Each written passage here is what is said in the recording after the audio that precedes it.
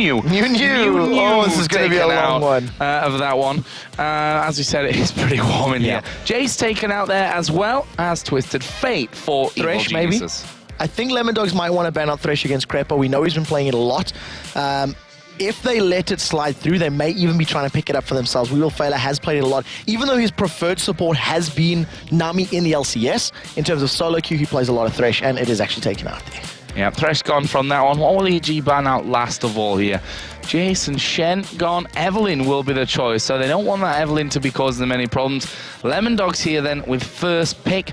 What are they going to go for? Because as you said, Nami is something that We Will Failure has played a lot of. Malphite is what Zero has been really meaning. Nami, a champion, not really first pick worthy. Over on the other side for EG, they may consider an Orianna pick.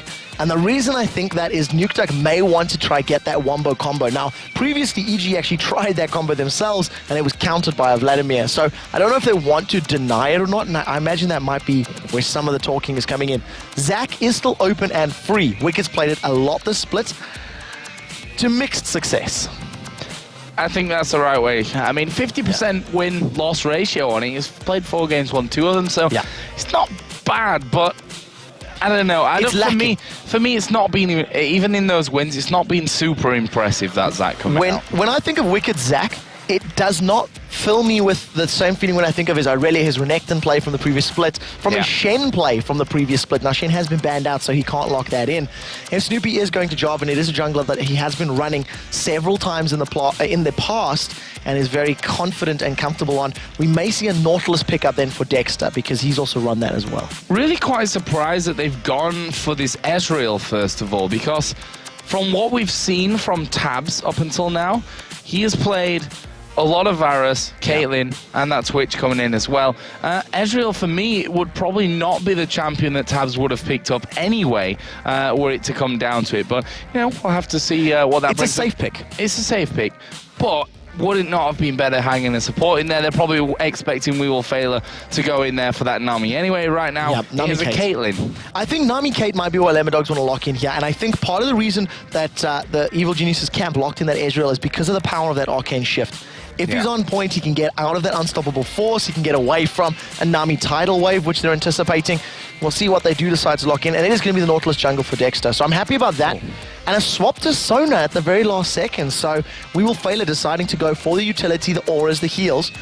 But they did show their hand. They did show that Caitlyn. So we might actually see the Ezreal-Nami combo from Crepo and Yellow Pete. It is a combo that we have seen many times this split already. We Will Failure has a 100% win ratio with Sona up until now. It is only 1 game, so not exactly the largest sample size to go with. On the other side, as you said, will Crepo go for that Nami? We've seen him up until now 4 games on Thresh, 4 games on Lulu, 2 on Thresh, 1 on Janna. So Nami's not seeming like it's something that he's really been playing a lot of. And Janna would probably fit this quite well. Janna would be able to be a nuisance for Nautilus, would be able to counter the engagement possibilities that Malphite's going to offer in team fights, reset it with that Monsoon. So we'll see if they want to go that route. I think it would be the smart pick. Lulu will fill a similar role in that your Glitter Lance can prevent anyone else chasing, and you've got the wild growth. And I think it's more of a comfort pick. I think when I think of Crepo, he's a Lulu player, but Janna may fit the composition better. Wow, Tabs just locking in vain there. An instant lock-in, yeah. No messing around from that one. Looks like Nukeduck, what is he going to go in there for the Ari that he was hanging on? Now he's sat with that Vladimir that we've already seen coming out for him. 2 games he's played on Vladimir, and 2 games he's won. 2 victories. And Vladimir's not a champion that we have been seeing a lot of, really. No, it's a fringe pick. It's a champion that was very, very popular in Season 2. Sort of fell out a little bit of favor when the double AP comps were not necessarily the thing to go to anymore. Lemondogs pulled it out last weekend. They had the Rise, they had the Vlad, and it worked. But that was because they needed to avoid a Lux combo plus Malphite as well. So it was a reactionary pick. And I think Nukeduck was saying, well, let me think about the Vlad. Maybe we want to do, because it worked so well last time. Well, it doesn't really fit. But what it does do is all that psychological pressure now on EG. They look at that and they go, scumbag Vladimir. Remember the pain of last weekend. Remember the inability of taking him down. And I think this is the second time Tabs is playing Vayne. I'm pretty sure he's played one game very early on in DreamHack, and this is game number 2. Yeah, and we saw his, we commented on his excellent micro skills there with that Vayne, and kind of made that comparison to the fact that he played Fizz, who was himself a very micro-intensive champion. So we've already seen that Vayne out of Tabs was very, very good. The Ari from Nukeduk, we'll see if he can land those charms, as well as some of the other players that we've been seeing here on these top teams in the LCS. Now EG moved to their final pick, already got the duo lane, got the jungler, got the top lane. I still feel Orianna probably is maybe what they're talking about, because it is Froggen. I mean, Anivia is open, as is Lux, but I don't really think it quite fits. And if we're going for Rise, this is a very, very different champion. Oh, last second swap, and that is completely unexpected. Morgana coming out. Now that will work against all of the CC that Nautilus and Malphite are putting down. The charm that's going to get hit, as well as the crescendo. But only one target can be protected by the Black Shield, which means this is an all-in comp. Whoever engages, whether it's Wicked, whether it's Jarvan, whether it's even Froggen, they're going to have a Black Shield, they're going to have a Wild Growth, and in theory, they're going to get in. One thing that we seem to have, forgot about slowly but surely as these last 2 weeks have gone on is that Evil Geniuses were the team fighting team. They were regarded by everyone over in Korea, in China, as the team to watch when it came to actually getting into team fights. But that's not really been there for them so far in this summer split. So we'll see how this one goes. It is going to be, as you said, all about the team fights this game. And the thing about Morgana is a champion that we've seen a lot of way back in Season 1, but has never been a super high priority pick. I think Season 2 as well, very, very early on, was the Morgana mid phase where everybody wanted it because it was just so difficult to gank a Morgana thanks to that Black Shield. She was actually used immensely during the DreamHack Open tournament, which was open to the public, to everybody playing. A lot of those sort of challenger/amateur teams were running Morgana mid over and over and over. So we'll see Morgana in Froggen's hands, not necessarily the playmaking champion that a Lux or an Anivia is, but still offers similar forms of initiation and damage. Yeah, definitely right with that one. But I'm going to be up against the Ari of Nukeduk in this middle lane, and as he said, his Anivia, his looks not really worked out for him so far here in the summer split. You just saw Crepo there on your screen, and seems to be deep in conversation. So Evil Geniuses here very much focused on getting into this game, as we are going to get in there. Lemondogs on the blue side, Evil Geniuses, of course, on the red side. Now, right now, just to remind you, Lemondogs 3 for 4, EG 2 for 5. If EG win this, they will actually be tied on wins, at least, with the Lemondogs. Not quite on the losses. Obviously, the league goes by win-loss ratio, technically. But for Lemondogs, a win, as we said, would really cement that mid-table position. And that's definitely what they want to be right now. As we talked about these early stages of the tournament, it's mostly just, or the series rather, it's working towards the playoffs. It's working towards that position where you can earn a spot in the playoffs and then earn a spot in the World Championships. And right now, Lemondogs, Zora Zero on his Malphite is very, very strong during the promotion tournament, not quite as dominant at the LCS, and he's opted to go for Flash Teleport. So keep that in mind as we see the game progress. Yeah, no doubt we'll see that teleport called into action here. Let's see what happens at level 1, as already a couple of wards are down. One thing that I do note is that Tabs is running Flash Barrier on his Vayne, so he's more scared of burst damage, which I find quite interesting when you consider it's a Morgana and a Zac and a Ezreal. Yeah, if he gets hit by a lot of abilities, there will be a lot of damage going down, but I definitely think a cleanse would probably have been a little bit more effective. Get out of that dark binding, maybe get some of the slowdown from Lulu, and more importantly, cleanse off the exhaust that gets put on him. That's going to be very, very important as the game rolls on. Well, we'll see if that comes to maybe haunt him later on, or whether we say, good choice, Tabs, Barrier saved you again. Very, very good point. We'll count the times that he survives or not. So let's have a look then at the starts here for the junglers. We can see Dexter starting off with his Wraiths. Wicked going to be doing exactly the same over the other side, as Wicked takes away the big one from him. And Zora Zero headed up towards the top lane. Snoopy is going to be starting off with the blue. So opposite side starts here for both Nautilus and Jarvan. Yeah, and also straight up matches. So 1v1s and 2v2s. So we're not going to see any of the lane shenanigans that we have been seeing. Yellow, Pete and Crepo getting to lane a little bit later than that of Tabs and We Will Failer. So they will be a little bit behind on CS. You can actually see them pushing the wave a little bit more aggressively in these opening stages, pretty much to try and balance out the difference that double golems gives. So here is Tabs hitting level 2. And Froggen actually with a very good ward. That's very early on. And if Dexter goes a little low, he still has his smite. So look to see if Snoopy, as well as Wicked and Froggen, maybe try to contest this blue buff. Well, right now Dexter is going to kick that one off. Not going to know that that ward is there. We'll see if anything can happen from this one. Snoopy is actually headed down right now. Lemondogs does have smite. Snoopy doesn't have smite, so that might be the problem. And actually, Dexter's already going to have it away. Yeah, got there a little bit too late. So even though the vision was very, very good, the timing was inopportune. So it didn't work out for them. Snoopy can roll into this mid lane, eats a charm for his troubles, takes a lot of damage. Ignite is down on him, and Nukeduck is almost going to pick up double buffs. Oh, there goes the Dark Binding, and wow, a flash away there from Froggen.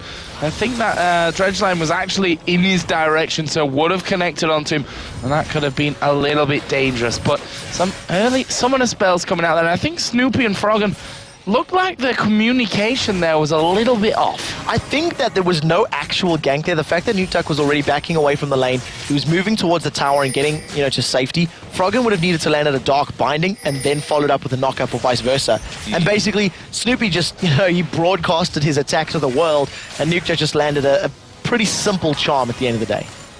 So this bottom lane already going to be pushed out there as Froggen again. That's what he does with Lux so well here. He goes into those crevices where the fog of war in this mid lane doesn't quite see you and just throws those bindings out, whether it's a light binding or a dark binding in this one. But that's something that Froggen does do very, very well in lane. He's out of mana here though, and that's going to be a bit of a problem for him, at least until he gets that next blue up. And mana on Morgana is part of the reason that she's not quite as popular in the current state of the metagame.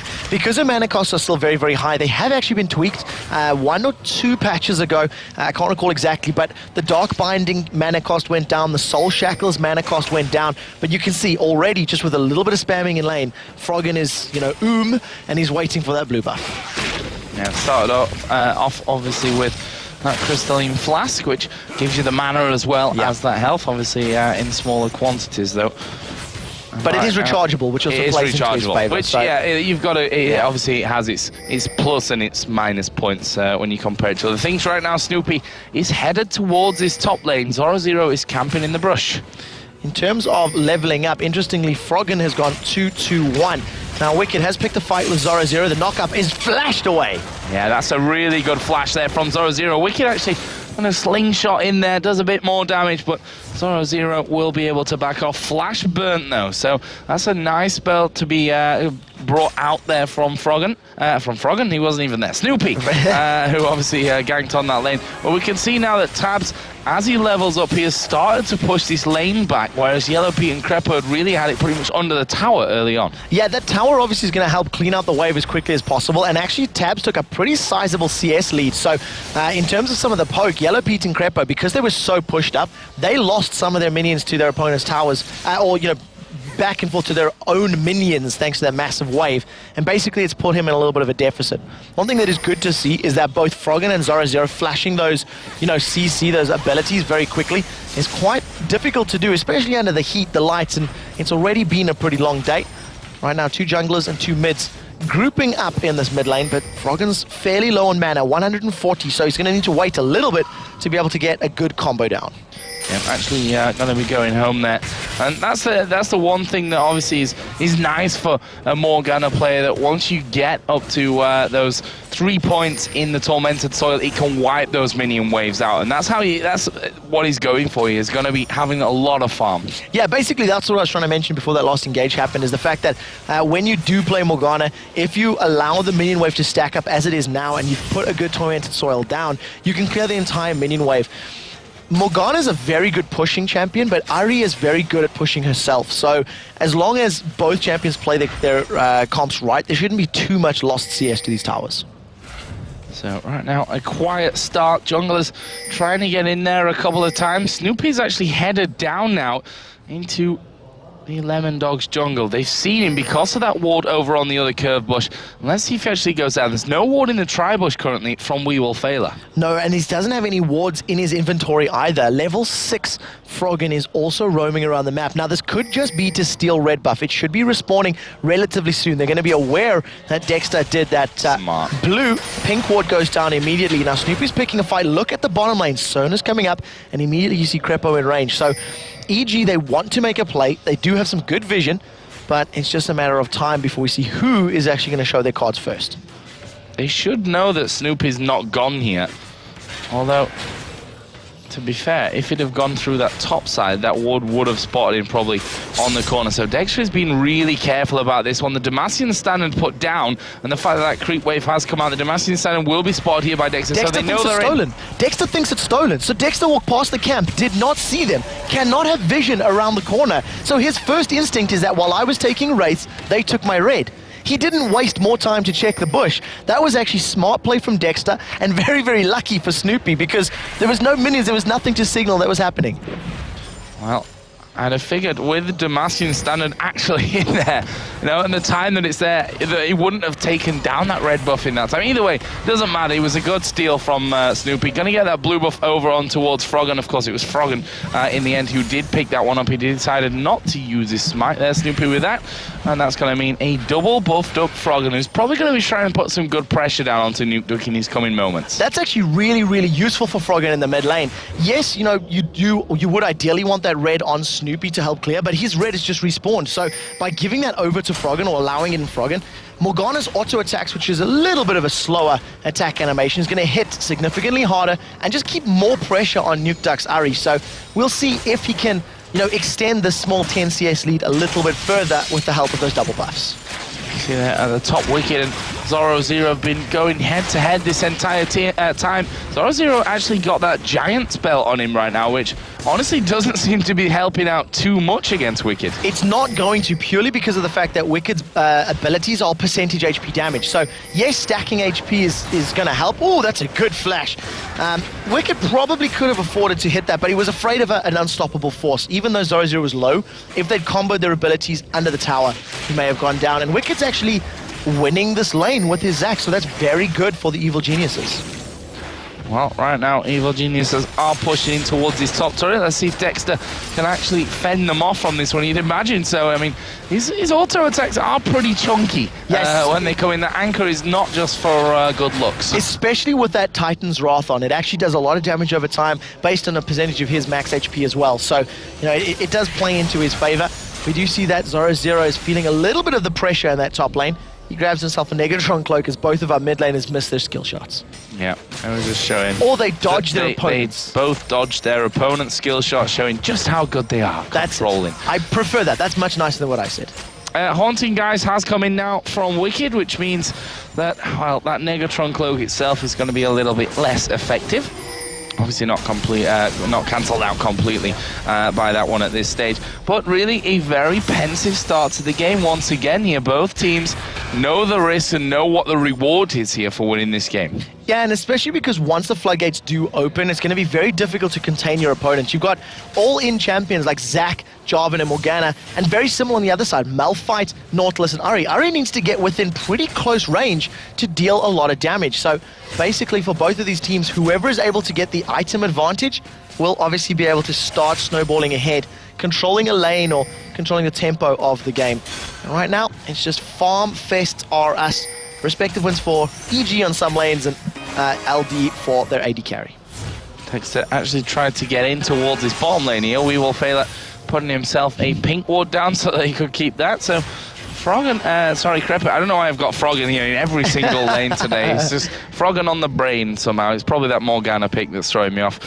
Dexter is still trying here to get in. And as I said, that does, as you can see on the minimap, start to recall. And Snoopy says, hey guys, red buff's up again. Yeah, and he's waiting here for a very long time. There was a ping there on Tribush, so they're thinking that Dexter may be pushing towards the bottom lane. Now take a look at vision. There is no vision down in this bottom lane here for either of Tabs or We Will Fail. I think they've You've just realized it. Here comes Snoopy from behind. He does have a Cataclysm. Is he going to catch anybody? That's the question. No is the answer. Hey, he actually gets pinned to the wall there, and they're going to try and turn this one around. Brilliant crescendo comes in. Snoopy is going to go down. The teleport was actually cancelled there, I think. First blood going over to We Will Fail, but Tabs may end up going down. Now Yellow Pete's going to carry on chasing double flashes, and there's the barrier. There is that barrier that we were talking about earlier on, and now Dexter coming in here. Has he got the damage to take down Yellow Pete? Probably not, but Nuke will have as the charm lands in onto him, and that is 2 kills in the bottom lane for Lemondogs. Massive play there for Lemondogs, getting the double kill. The teleport was interrupted by Zoro because Wicked dove in there.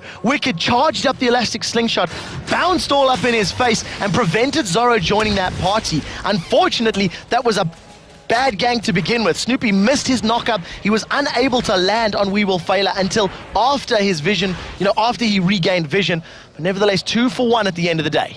So that barrier. That barrier, 1 for 0. Sorry for doubting you, Tabs. It appears in that engagement, it worked perfectly. Yep, saving his life there, got himself the assist and got away. Yellow Pete did pick up a kill, which has given him the Sheen and the Spirit of the Elder Lizard for now going in there. So working his way up to that blue Ezreal build. But if we look at the CS, he is starting to fall behind. And as we know, Vayne just going to get harder and harder to play against. Yeah, going to be so difficult, and especially when you start talking about the actual damage output that can be put down. Blue Ezreal is never ever going to match up with a Vayne in terms of straight 1v1. You can actually see the duel right here. Yep, knocked away there. Tabs didn't want to do too much or take too much damage there. And Eats a mistake shot. Yeah, and that was pretty much max range there as well, I think. Tried to dodge it, but not quite.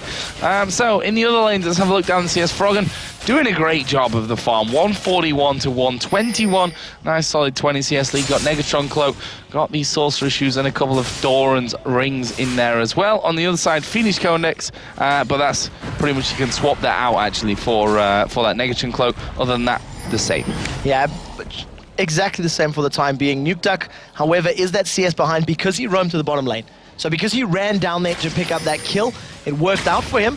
But of course, Froggen was continuing to push, and it's actually, there's not all that much damage in those 2 mid lane turrets just because both champions are able to clear waves. And now that we actually look at it, there's a lot of wave care from all of these champions involved. You've got splash damage for Zac, for Java, for Morgana, even Ezreal a little bit once he gets those gauntlets completed. And then of course, Malphite, Nautilus, Ari, they'll be able to clear waves very, very quickly. So when sieging does begin to happen, probably that little bit of extra range from Ezreal will play into EG's favor.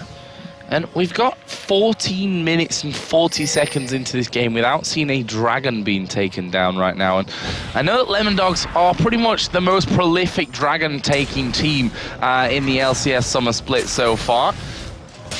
Captain Kaplan would have to give you the exact stats on that one, but we definitely know that out of them. And as I say, that EG started off. So they do start it off, but the question is, will the prolific dragon killers be able to score themselves another one? Teleport coming into the river. Dragon is picked up by EG. The hook misses, but they still want to play. They've actually gotten onto We Will Fail, but the crescendo will land onto a couple of them here. Crepo will put the wild growth on himself. A little bit selfish, but does the job. As a Yellow Peak comes in from the side. Snoopy going very, very low. It's Ari that picks up the kill, but Dexter is falling low. He will dredge line himself away. Zoro starting to fall, gets slowed down by Wicked. Has to use the Unstoppable Force, which I honestly thought had been used a little bit earlier on, and I'm somewhat unsure as to why he didn't. So he does manage to get away. One thing that was very important there was that Morgana jumped in with the Soul Shackles, tried to stick to Vayne, and she was instantly condemned into the wall, stunned up because the black shield had actually worn off. So Froggen's ultimate was on Sona as well as Vayne, and it did nothing other than initial damage. Good on Snoopy to land that last auto attack to pick up the kill. They get the dragon, they get the tower, and they get a couple kills out that. So Evil Geniuses will be very, very happy with that trade. Yeah, 2,500 gold is the lead that they have from this one, with that tower going down as well. And a 1,200 gold purse here for Ezreal. Obviously Yellow Pete to spend the next time, I say the next time he goes home, that's exactly what he did just do, and picked up that chain vest. We see Morgana with the Abyssal Scepter now done. On the other side though, for Nuke, we have the Needlessly Large Rod done. The one thing that I'd like to see how this battle actually plays out is how they deal with the super tankiness. Wicked is being very aggressive, jumping onto Nuke. putting some wards down, and this is something that we haven't seen EG doing yet throughout the LCS, is aggressive warding and aggressive jungle play. They're well aware of their opponent's buff timers, and I mean, you've seen their Wicked. He jumped in because he knew blue buff was up, and he's still running some interference while the rest of his team takes this mid turret. Yeah, and that's nicely done from him as well. We Will Fail, obviously, is very, very squishy. Actually flashes away there as a true shot barrage comes through as well. They're going to try and hold them off this turret, but I think they might have it here. So it's going to go down completely for free. We Will Fail is running a little bit scared. Very nervous of that Dark Binding Soul Shackles combo that could come out from Froggen, plus all that additional damage. I still remember when we were watching competitive Morgana, if a Dark Binding lands in the mid to late game, that's it, you're pretty much dead. So basically, you have to avoid that. That's a must-dodge ability, no matter what it costs you. There was Tabs in the meantime, though, pushing out this bottom turret. Gets Lemondogs their first of the game, and gets rid of the 500,000 gold difference. 500 gold difference that was on the two. Never mind. I have no idea where I was going with that. It was 2,500, it's now just 2,000. There we go. That's a lot more simple. Zoro might be in trouble here at the top, though. Yeah, so it does look like they're caught out a little bit. Dexter eats a Dark Binding as well as sitting on that tormented soil. Remember that the longer you stand on it, the more magic resist you will actually lose. So that combined with your Abyssal Scepter is going to make Morgana and Zac actually hit very, very hard, especially because you've got another penetration item in Zac with the Haunting Guys. So EG still showing that there is safety in numbers, and they're playing a roaming game. They're sticking together in these little groups of 2, 3, and 4 and pushing objectives down. If they had stayed group in the top lane, they may have gone for that third tower. Instead, they see there's an opportunity by roaming through the jungle, but they both walked over a ward. Well, the thing is, Ari is in that mid lane right now, which, in the top lane, which may allow a bit of pressure into this mid lane, but in the end, just backing away. So, some Fire Cape was just finished in there as well for Zoro Zero, and we go into a bit more of a passive time in this match. It's actually been a very passive game, to be honest. It's been a full laning phase. We had straight up matchups, which is something we don't see all that often at all. So, this is now the abnormal game, so to speak. And basically, as far as mechanics go, both of these teams are very, very equal. Froggen does have that additional CS thanks to Nuke Duck roaming around in the early stages of the game. And, you know, top and bottom 10 CS apart, but swapped opposite, it basically balances out. Snoopy just picking up Spirit of the Ancient Golem there. Pretty much the same time as Crepo. He's got the Ruby Sightstone, so plenty more vision going to be coming out, and that's going to help them. And what you were touched on a little bit earlier on of getting those wards down across the Lemondogs jungle. Now that mid turret is in fact out of the game, we have Dragon coming up in 1 minute and 40 seconds, and that's where we've seen most of the action up until now by that first Dragon spawn. Yeah, and that's basically the signal that these teams, they're not I don't want to use the word confident, but they're not able to push one another's lanes. Wicked and Zoro Zero were actually killing one another's creep waves on opposite sides of the river because they can't kill one another really. They're both very beefy, very tanky. What's this D-Man like to say? Two fat lads from Grimsby bashing up against one another. And basically, until an objective is actually contested, this laning, farming, EG timing game is going to continue. And I feel sorry for the guys from Grimsby, not because they're from Grimsby, but because Steven hates on them so much. So make sure you give him some abuse back for that one. Although that's definitely a Northern English thing going on there. Very small number of people, I imagine. Yeah, I think so. Probably the same amount who come from my hometown. Pretty similar size there. But anyway, enough of that. The game... I say that, and you know, really the game at this point is farm from both teams. But with that Dragon now in half a minute, we may see some action. That's the thing about this, because of the compositions, even though it is still incredibly slow placed right now, the moment somebody overextends or puts themselves in a poor position, we're going to see a very hard engage. And remember that Zoro Zero does have teleport, so he's going to be able to, you know, join any of these fights as quickly as possible. Wicked is about to run up here, and I think Zoro Zero might get himself baited into a 2v1 situation. It does look like he's backed away in time. The rest of the Lemondogs are simply not in the right place, so another almost fight becomes almost nothing until Froggen shows up. If this Dark Binding lands, Zoro's in trouble. Yeah, he does, and actually the Les Pass almost knocked him away there. Soul Shackle's coming in, and there is the unstoppable force. The elastic slingshot from Wicked, and the slow will surely tie this up. Froggen lands it with a tormented soil, but while there's two men top, Zoro Zero wasting time for his team to be able to pick up the Dragon.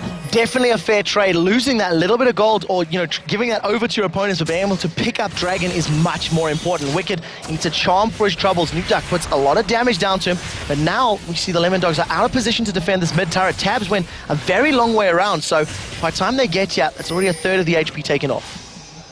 Are they going to be able to push through to this one? Next minion wave coming down here shortly as they try to latch on to Wicked. What? That doesn't quite work for them. Yellow Pete and Co. pushing in there now. The Dark Binding's coming out from the side, and that's the danger with the Iceborne Gauntlet now. The danger is that they can slow someone down, and it makes a Dark Binding, for example, a lot easier to land. And if that one isn't enough, you can get slowed by that, you can get slowed by a Glitter Lance, and that's just going to allow Froggen to set his sights and lock onto you. So, and we talked about it, if you get caught by Dark Binding, you're practically dead. So, for the first time since that first red buff, second red buff rather, Evil Geniuses are going to steal the buff away. And is a very good invadiness thanks to those wards. Look at the vision in and around the mid lane. Unfortunately, because they've backed off, Lemondogs now have positioning on this mid turret. They're going to have to tank it if they want to take it down. That is a lot of damage coming out very quickly. Just shows you that Vayne with extra attack speed coming in. Blade of the Ruin King and doing good amounts of damage. There's another Dark Binding coming in. Not quite got the range to lock down one man from Lemondogs. Wicked, 20 CS ahead here, is doing a good job of constant pressure in this top lane as well. Got that Spirit Visage now added in. Good magic resist, and of course going to help him when he picks up those blobs. Yeah, exactly. Just helps all of those health and regeneration effects. So it's going to make it even more cost efficient to actually use your abilities, especially once he starts to lose a little bit more effective life. Right now, he's all the way down on that inner top turret. Zoro Zero's teleport, we've seen it used twice. Once was interrupted, second time resulted in a team fight, which they technically lost if you look at the bigger picture. And we'll have to see whether or not he can make it effective. EG still holding on to that 2 and a bit 1,000 gold lead. Well, it looks like they're going to go for another turret here. Inner top lane as Lemondogs are coming around from the backside, but Vayne is in the bottom lane, and with that, EG should know that they've got a chance. Yeah, as long as she's in the wrong lane, Vayne's not going to be able to make it any impact. Zoro Zero eats himself a Dark Binding, shot barrage to clear out the wave, and right now, EG are just doing the best they can to put damage down, but look how quickly that wave dies. They do have very good wave clear, that is the Lemondogs, so it makes sieging just a little bit more difficult. They're able to heal up as well. We talked about this in the last game with that Sonar in there. That heal, not to be underestimated when you're trying to siege up turrets and putting the poke down, although, the likes of Froggen and Yellow Pete will have their Mystic Shot and Dark Binding on pretty low cooldown anyway, so it's hard to keep the heals in sync with how much damage has been done. In addition to that as well, there's actually some natural sustain coming out of the EG lineup as well. Morgana's got built-in spell vamp.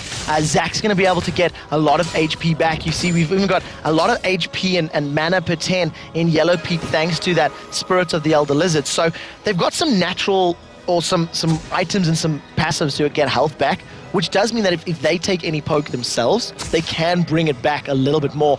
And outside of Ahri, there's actually no ranged poke at all for Lemondogs. And you can't really counter Orb Deception as poke when it's one of her primary damage tools. Exactly. It's rather dangerous to use it for that. Tabs here going to be taking his red buff.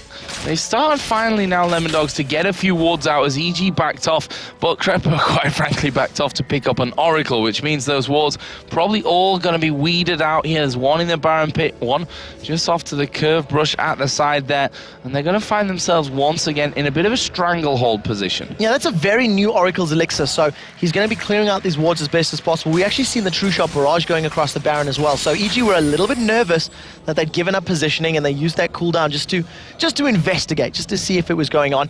Crepo actually during the Spring Split was very, very vocal about a 20-minute Oracles and was pretty much saying how that's sort of the standard. That's when you need to be able to start roaming and clearing vision. This one a little bit later thanks to that extended laning phase. And very crucially, Zhonya's Hourglass has been completed for Froggen. No double Seekers for this game. No double Seekers this time around. Too soon, I think, yes. DFG as well in there for Ahri. We're seeing pretty much every Ahri that gets to this stage of the game going in for that item as well. Looks like going to be headed towards that Abyssal Scepter second. The thing that I like about that is Ahri actually does change. You are right that picking up that Abyssal Scepter, picking up the DFG are sort of core items on Ahri, but it does the build order differs depending on who you're facing against. So for example, against the Zac, the Morgana, there's not all that much physical damage, therefore you go Abyssal Scepter quite quickly. We've seen Ares rushing Zhonya's Hourglass, and we even seen Pharrenn Lord picking up the Hextech Gunblade, which with a lot of ability power has the potential to deal more damage than a DFG, at least as far as the active ability is concerned. Yeah, and the fact is, the spell vamp that you get back from that was healing him for almost half of his health by the end of the game, as well as we are going to see them going in. Dark Binding, nope, not connecting, and that is the go. That is the go here for Evil Geniuses. If a Dark Binding lands, they hit it, they fight. If not, they're a lot more cautious. And their entire team can jump in. Jarvan, Zac, Ezreal, if they hit it, all 4 of them are going to be in your face saying, what you going to do about it? Put you into a 5 versus 4 situation. If anyone does run the risk of going low when they commit, they're instantly going to be wild growth, and that person's going to have that extra lease on life. So it does look like it's working out very well from them. The previous Dragon did go to Lemondogs for free, and this Dragon is now going to go for Evil Geniuses. True Shot Barrage does literally nothing to Zoro. We have noticed there the last couple of times. He's most probably going to be taking his top tower down, but Evil Geniuses, of course, will have themselves that dragon away. They even tried to put some pressure onto that mid lane there with Nukeduck's Ahri. Didn't work out for them, though. That was forced away by Wicked. They're stealing a couple of jungle camps as they go as well, so I guess it's not all bad for them. But with the dragon pickup, definitely a big thing for Evil Geniuses, and they may now have the inner bottom turret. Well, this is the types of games that we were making jokes about the Evil Geniuses for in the past. We do see these 2 very tanky champions in this top lane. You mentioned how beefy Zoro is looking, and the truth is that with that Sunfire, with that Abyssal, it's going to be pretty difficult to actually burst him down. He's got a lot of resistances, a lot of max HP, close to 2,600 already at level 16. And basically, until we see like a last whisper in the hands of Yellow Pete, or maybe even some more ability power for Wicked and Froggen, he's going to survive an eternity in these team fights. So, EG once again going to be stacking up here in that middle lane. Again, Crepo going to be trying to get his wards down, and there's none actually there. I think there is the one on the actual Baron itself. I don't think there is, to be honest. I think that's actually going to be completely clear for them here. So they're going to be able to ward the entirety now of this blue buff area. Oh, EG, they just miss it, but they managed to catch Nukeduck, who's even better than catching We Will Failure. And we stacked up to contest for this blue buff. I don't think that EG have vision, so let's see if we can get a blind steal. Dark Binding took it! Yeah. The Dark Binding took it! That timing from Froggen, I say timing, it was just a blind shot straight through there into the brush, and it worked out nicely for him, picking that one up, stealing it away more importantly from Nukeduck, and now they're going to push into a turret in the mid lane, in the inner mid, which is less than half health. And that was all thanks to that previous push that they were doing. Evil Geniuses are playing the map superbly here. That blind steal was great, really just showing Froggen's understanding and knowledge and when to actually fire that out. But more importantly, it wasn't body blocked. And you need to do that when you know your opponents are timing your buffs and trying to steal them. So another buff goes the way of Evil Geniuses. And it does look like we're going to have that 70-minute game we were talking about earlier in the weekend. It's definitely a slow one so far. Definitely a slow one, but EG's showing that I think this is what their plan was to get some wins on the board here, to say, you know, we used to be amazing. We used to be beating teams like this for, you know, eating them for breakfast almost, and that was with this style that they're going with right now, so why not keep playing that? They've had trouble, they've said it themselves, switching to Season 3 and how the items work and how the game has been played, so why not give this one a go again, because I think everyone's forgot how to play like this. I can agree with that, and I also think it's going to be even more pressure on Lemondogs. You know, Lemondogs are a team that have come into this and they've smashed a lot of people, they've played fantastically well during the promotion tournament, and how many games does Lemondogs have under their belt that have gone 45, 50, 55, 65 minutes long? I guarantee you that it's not going to be the same number of games as EG, nor at the same level. So the risk of them making more mistakes or cracking under the pressure or feeling the weight of it is going to be significantly higher than that of EG. So, you know, they're playing to their strengths, and you've got to give props to EG because they're still in the driving seat. Yeah, they are doing extremely well. There's no doubt about that one. Looking very promising for a victory here as Froggen actually chasing Zoro0 down that bottom lane, and he was really scared of that binding coming out there. Auto attack him, just scare you away, just get out of this lane, get back towards your team. Right now, Evil Genius actually in the jungle by the red buff. Are they going to be able to catch anyone? So Snoopy's just joining this little group of geniuses right now, positioning wards as they go. Getting as much vision now. Oracles are on both of the support players, so at least a lot of vision is going down. We do see Dexter. He's about to run into a wicket. The slow is down. Dark Binding misses, and both teams just saunter on away from one another. I said EG were in the driving seat. It's just a pity they're driving 20 miles an hour. Finally, the fight breaks out. That's an exhaust down on Tabs, and here they go. Tabs right at the front here. That's very dangerous for him as he gets locked up inside Cataclysm. He's a dead man. There is Froggen right in the middle of him, and he's going to catch 3 with the ultimate there. He locks them down. We Will Failure is dead. Now they move on towards Zoro0, and he is a dead man as well. It's all up to Wicked on the top side to catch Nautilus. He pulls that one out. And that is an ace for Evil Geniuses. And look at their health bars. They've not lost any health. You took my line, Yo Miller. They took no damage in that previous fight at all. And you said it in the build-up. You said how Evil Geniuses used to be known for their team fights, used to be known for their control and their coordination. And they just demonstrated it right there. 20 seconds on the clock. They can get the tower easily. They should be able to stick around for the inhib and then back off, place some more wards, and start challenging for Baron. Yeah, that was typical Season 2 Evil Geniuses there, fighting inside of the jungle, executing everything brilliantly. Froggen, with that ultimate, with those soul shackles, hit 3. It was about to hit the 4th just before it actually proc there at the end to get the stun off. He is now 3-0-4. Wicked Zack 2-0-4. Yellow Pete at 2-1-5, and this plan that Evil Geniuses have come into this game with against Lemondogs is working out sublimely for them. Yeah, it's completely perfectly constructed. And one of the things that was so great about that engagement, Crepo did not hesitate to exhaust Vayne. Tabs was then under pressure because he felt, I'm exhausted, they're going to jump on me. But they didn't do it that very second. So when they eventually did, a moment or two later, he flashed in defense. And at that exact second, Snoopy just said, you ain't going nowhere. Put the Cataclysm down. Wicked hopped in, bounced around with them inside the Cataclysm, and Tabs and Vayne could go nowhere. When you're caged in that rock circle thing, that's it. You're finished. And that's exactly what happened. Barrier did not save him that time, but then neither would have cleansed. So where are EG going to be going now?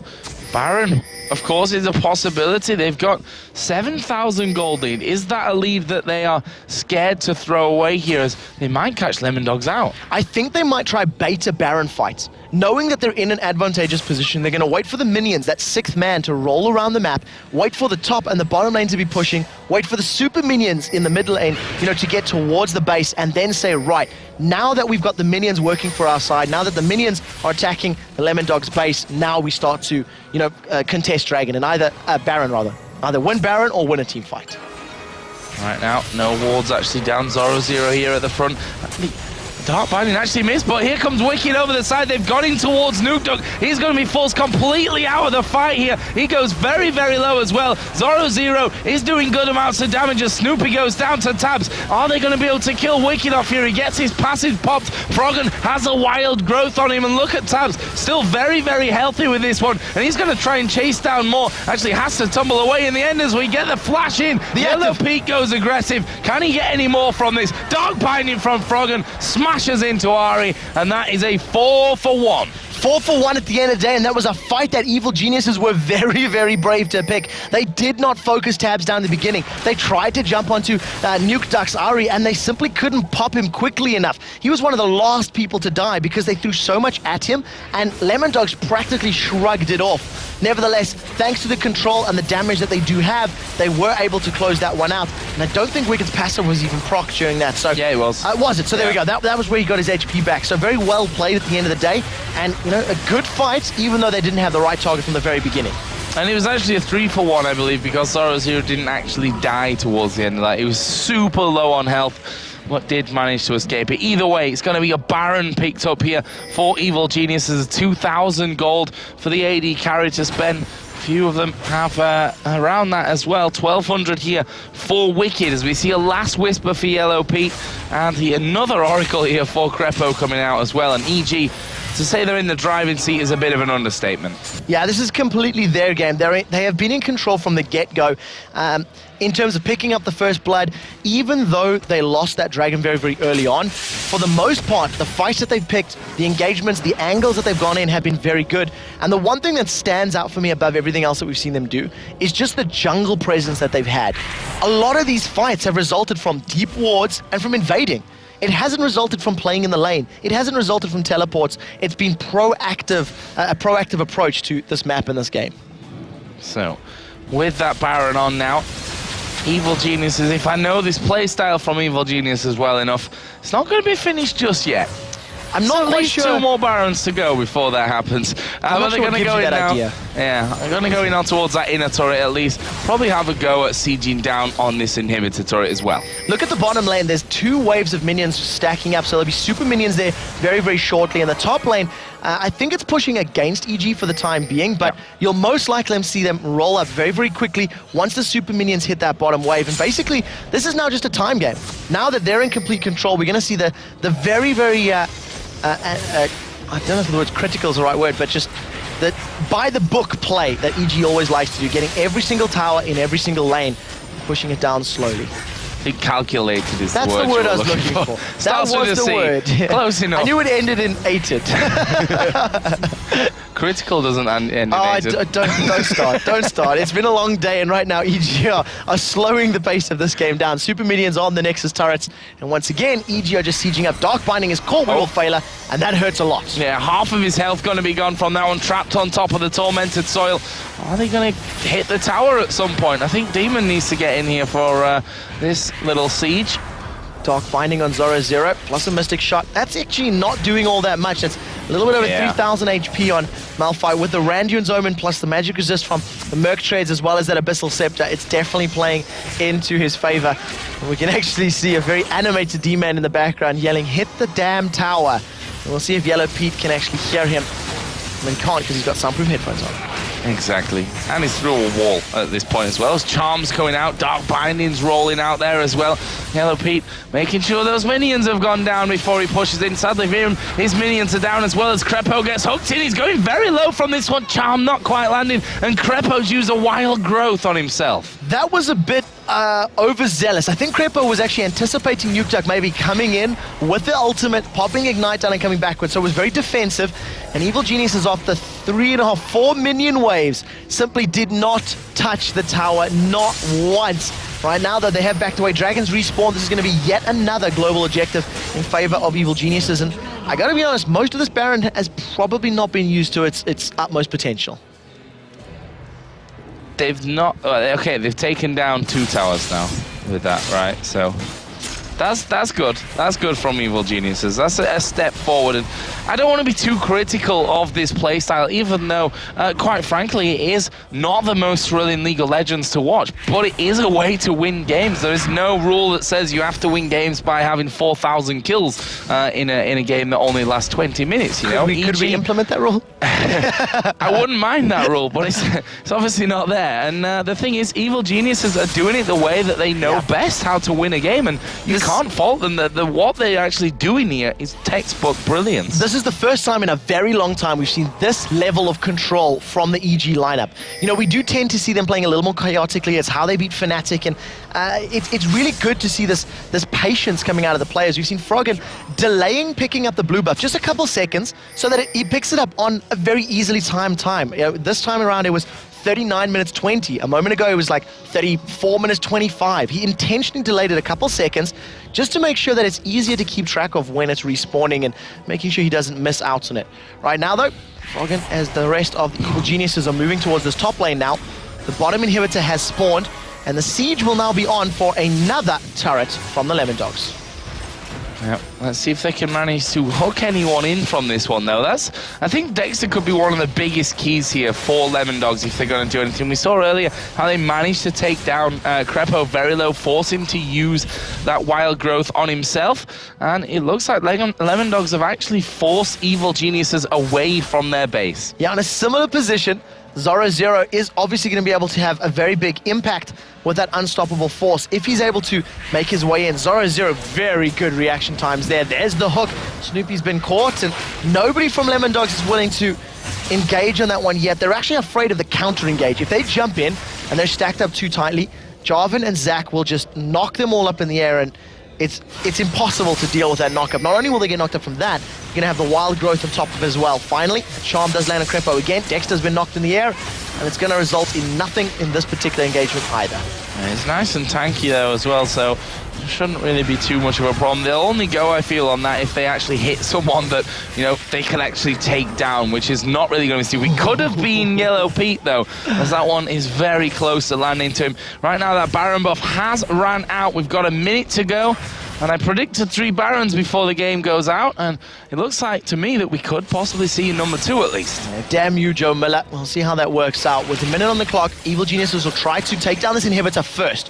If they can get super minions pushing into the Lemondogs base and then shop a little bit of money they've got, they can obviously pick up that Baron a little safer. Probably repeat what picked up that Baron previously. Try picking engagement around the river. Force Lemondogs' hand. The slow is down, but the dark binding is not. Keep a very close eye on Froggen's positions, because when it does catch a champion, that might be the signal to go. Snoopy's charmed up, and we're pretty much just waiting for the fight.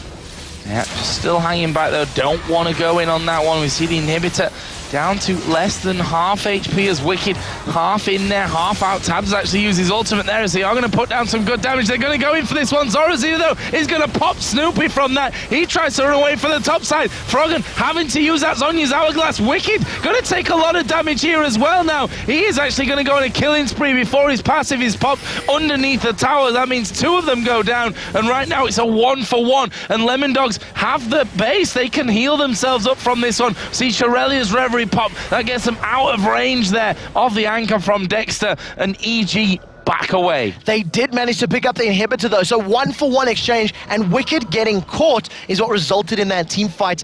I'm going to call that a loss. That was a team fight loss for EG. We did see a flash from Froggen, dove in there, put the soul shackles on, but didn't manage to stun anybody up, and very crucially, no Cataclysm usage, because Snoopy got knocked out of the air, insta-gibbed by the members of Lemondogs.